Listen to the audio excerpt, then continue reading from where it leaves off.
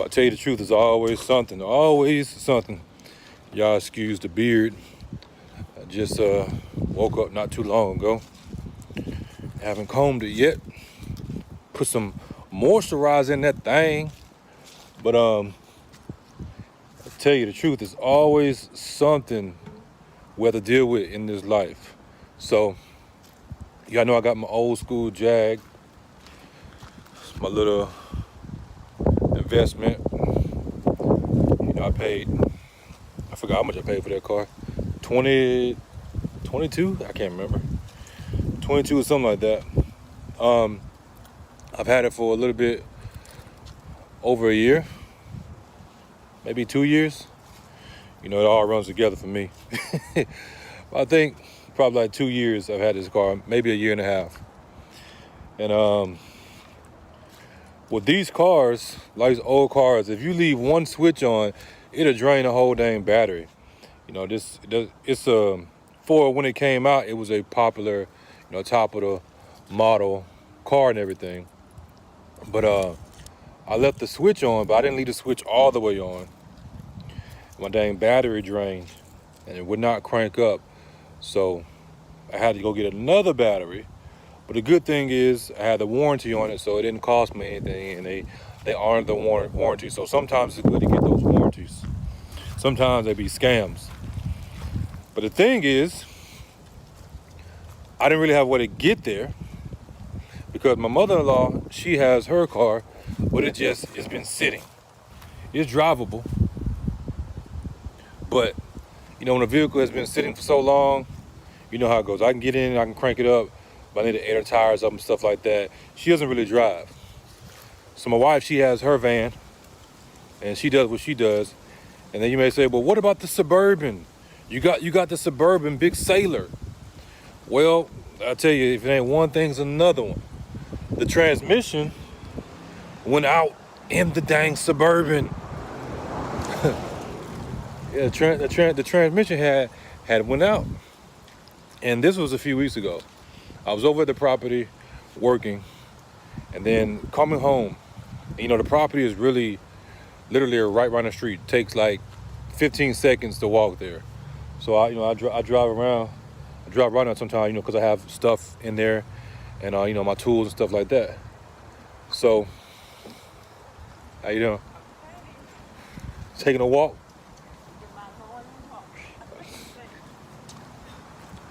Mother-in-law. So we was coming home from the house and I put it in reverse and I was just playing. I didn't do anything crazy, and I put it in reverse and I mashed the gas a little bit to make it jerk, and then boom, heard something. I'm like, oh man. So I put it in drive hoping that it would go, and it still went, but it was making this crazy noise. It was making this whining noise and everything. And I turned it off, and I kind of like already knew what it was, because I grew up on cars and I know about these vehicles, the transmission in these Suburbans, the 4L60E. My God, I don't know what GM was thinking, but if it don't go, it's going to eventually go. And the crazy thing is, I've had this setup before. This is my first Suburban I had, but it's not my first 5.3 Vortec motor with the 4L60E transmission. And I've had two Silverados, Suburban Silverado, with that setup with high miles. Both of them had high miles. I think the highest one had over 300,000 miles. And that vehicle, it rode. And then I sold that one, and then I got a 2500 HD Silverado with they call it the cat eye. That's probably my favorite one, with the flat lights in the front. And it had high miles. And I did a little work on that, and then I ended up pretty much selling that, trading it in or whatnot. Should have kept that truck, but hey, it is what it is. And I had no issues at all. So this is my first time where I've had a transmission like really say blow up on me. So this is where we're at right now. Now it still drives and everything. I can still drive it, but it doesn't go in reverse. eventually it's not gonna be able to do anything, most likely. So I can drive it around town, because I was driving it the other day.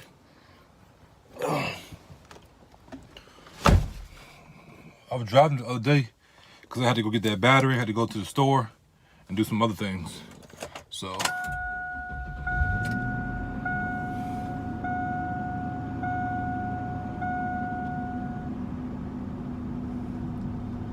it cranks up and everything.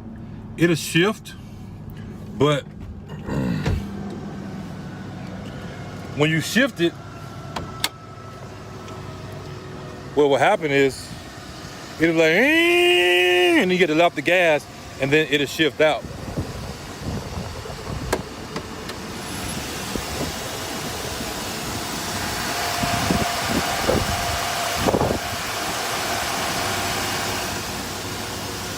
So see, it still runs good.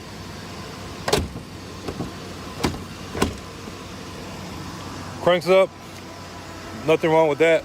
And I can still drive it, but I can't go in, you can probably hear that whine, I don't know if you can hear it.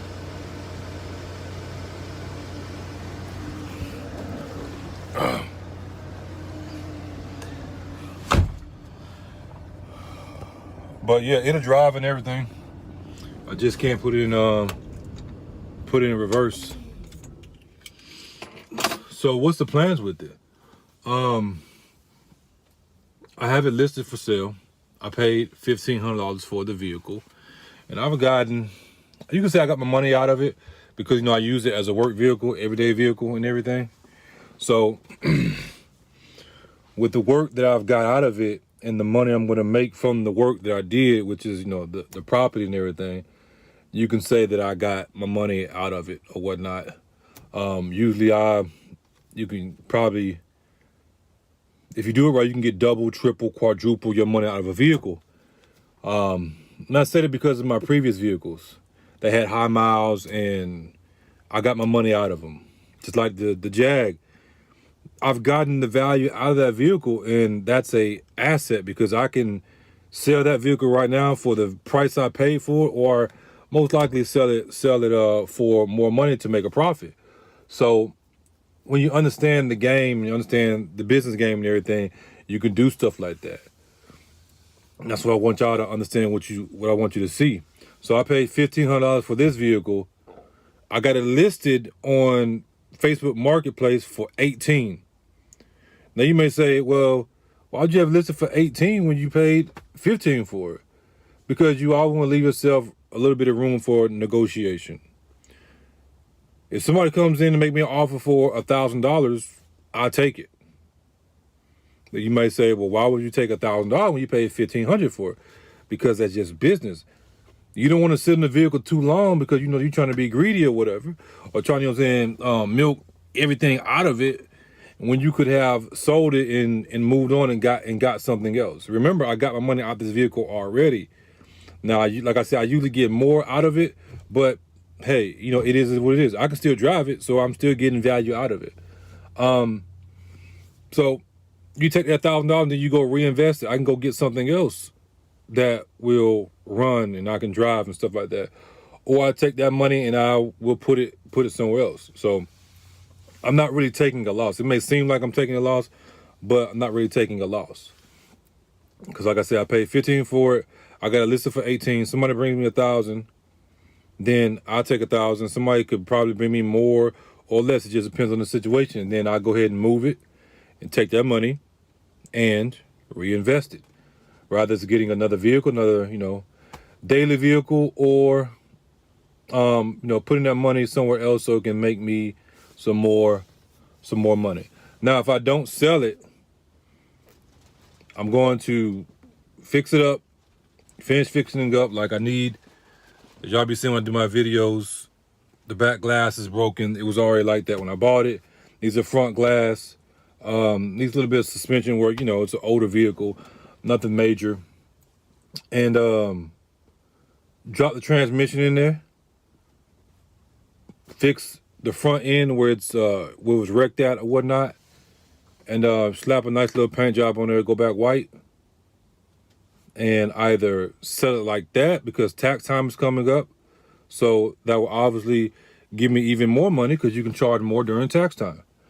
But, I don't really, some people be charging way too much during tax time because they know they can. I'm not going to do that. I'm going to charge fair market value. I'm going to price my vehicles where it's fair for me and fair for the individual. Unless I don't like them, then hey, then it is what it is. You're gonna pay me what I want, since you want to act the way you're acting or whatever. But yeah, that's where we're at. If it ain't one thing, it's another. But these are the things that we deal with. It happens. No reason to stress out about it. I know sometimes for us it's inconvenient. We don't have to deal with that. I know some of you have vehicles that go down as your only vehicle, but what you gonna do about it? You gonna cry? You gonna quit? You gonna give up? No, you're gonna continue to push forward, do what you need to do, obviously in righteousness. So that's where we're at on that. Not too long ago video. I want to drop some content, let y'all know what's going on. We did have a few people come out and look at the vehicle. One guy came out and looked at it, but he never hit me back. And we supposed to have somebody else. People talk, but I don't really take them serious until they actually come out here and look at it. They be trying to negotiate. Like, no, you come look at it and then we can negotiate. Come look at it and then we can negotiate, because I ain't got time for all that. I know how the car game goes, especially when you're dealing with Facebook Marketplace.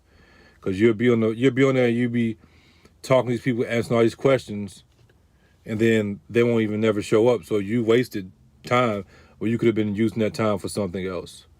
So for those who want to get into the car game, or currently are, and you're trying to learn how it goes in regards to flipping vehicles and stuff like that. But just a nice vehicle. Interior isn't that bad.